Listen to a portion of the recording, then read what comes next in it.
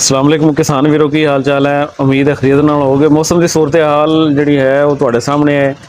एक दिन के वक्फे तो बाद अज पाकिस्तान के बेशतर वस्ती बाज़ बलाई और जनूबी इलाकों के एक जोरदार स्पैल का इम्कान है जिहड़ा कि कई इलाकों के बारिश शदीद वस भी रही है। जिमें कि दीपालपुर मैं मौजूद हाँ तो दीपालपुर शदीद बारिश जी है वो मौसम ख़राब हो गया और शदीद बारिश की जी है वो एक पेशगोई की जा रही है, बल्कि मौसम ख़राब हो गया और बारिश हो जाएगी। और गंदम की जो खड़ी फसल हैं उन्होंने मज़ीद नुकसान पहुँचने का जोड़ा ना एक खदशा है।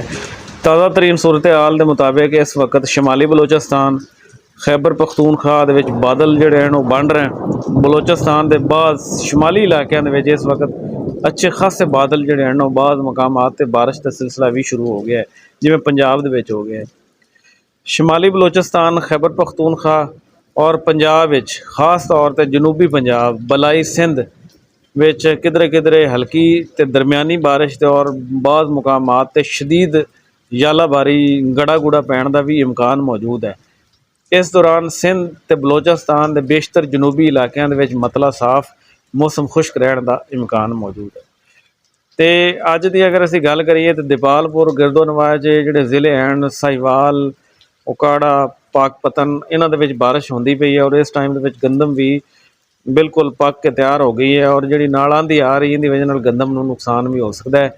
मेरी जी गुजारिश है वो किसानों नाल ये है कि मैं समझना कि अल्लाह पाक दे नबी का फरमान है कि जदों तुहाडे ते बलियात का वार हो जाए, बला कोई उतर रही हो, कोई मसला आ रहा हो, कोई मौसम शिद्दत अख्तियार कर जाए तो सदका खैरात करन नाल वो जी बलावां हैं वो टल जांदियां।